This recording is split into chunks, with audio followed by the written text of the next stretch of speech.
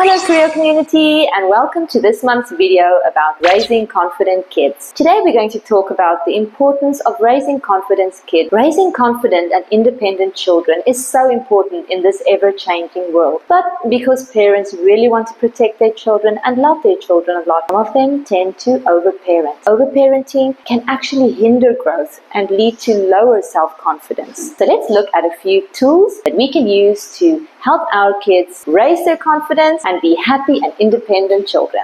Number 1, encourage and motivate your child to try new things. When we try new things with a growth mindset, we tend to be open to new learning experiences and encourage your child to explore new things. Find hobbies where they can learn new skills. Remember to remind them to have a growth mindset. That means even if they're not perfect from the start, keep practicing and keep trying. Praise their efforts a lot and encourage them. Remember, you don't have to be great at something to enjoy doing it. A fun activity that you can try at home is the New Things vision board. So on the one side of your paper, your child can draw or find pictures in a magazine and stick them of things that they can already do. For example, I can already do 10 push-ups. I can already make myself a sandwich. And then on the other side, new things I want to try. For example, I want to go camping. I want to learn how to swim. Tip number 2, allow them to fail. Just remember, failures and mistakes are part of life. I know we really want to protect our kids, and when they have a problem or a challenge, we want to jump into fixing mode. But when we take away the opportunity from them to solve their own problem, actually we are taking away a skill that they can learn. Because when we solve our own problems, we feel confident about our ability. Teach your child what fail means. Fail means first attempt in learning. You can also introduce your child to outdoor activities for mindfulness. When we face a challenge or have experienced a failure, maybe we feel down on ourselves. Going outside and being mindful, doing mindfulness activities can really help boost your child's confidence to get back in the game and keep trying. Tip number 3, help them to develop good study habits. Developing good study habits is super important for your child's confidence. They need a space that is clear from clutter, clear from distractions, where they can focus and do their homework or work on their assignments. Establishing a good study routine and having a dedicated study space is really important for your child's confidence. Help them to set up a timetable so that they follow a routine, for example, doing homework at a specific time every day. Discuss goals with them. Talk about what they want to achieve and map it out. This is a great way for your child to take responsibility for their future. So remember, number 1, the space needs to be distraction-free. Number 2, their study space needs to be equipped with everything they need. Number 3, brain breaks. Let them take time to relax and unwind. We cannot study for hours on end.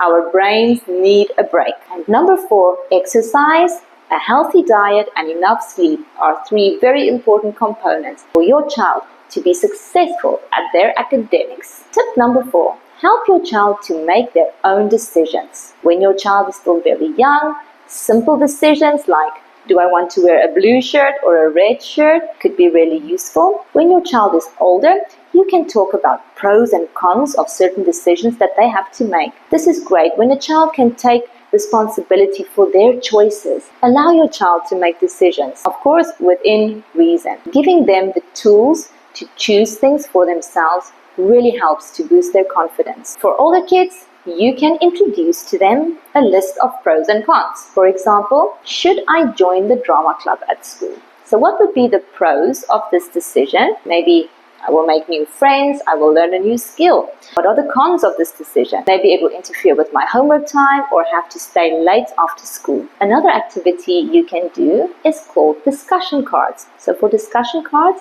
the child is given a scenario and they have to think of how they would deal with this situation. For example, I'm playing at the playground, I'm standing in line to go onto the slide, and someone cuts the line and pushes in front of me. What will I do? Or you've received 2 birthday invitations for parties on the same day. What could you do? Helping your child practice how to make decisions is a really valuable tool. Tip number 5. Teach them how to handle criticism and rejection. As with failure, criticism and rejection are part of life, and knowing how to deal with it is super valuable. Teach your child to focus on the positives and to take responsibility if they did something wrong or if they made a mistake. This is an opportunity for them to learn from their mistake and to grow and improve and do better next time. You can also teach your child to speak up when they feel that they've been criticized unfairly. Just a side note, remember, for children who have mental health issues,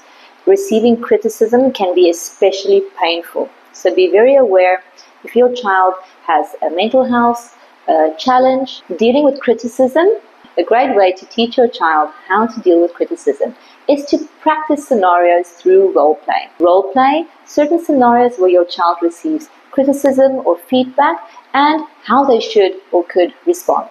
Tip number 6 and the final tip for today. Encourage them to make time for physical activities and creativity. Physical activities and creativity are great ways for your child to express their feelings and can really help boost their confidence. Physical activity from a young age is not only good for your child's health, but it also helps you discipline and to develop positive habits. Exercise can give your child a sense of accomplishment and they really learn to trust in their abilities. A tip to try at home: why don't you do a 30-day creativity challenge? If 30 days sounds too daunting, you could choose one creative activity per week. Do it together with your child or as a family. This is a great way to boost everyone's creativity and to help build your child's confidence.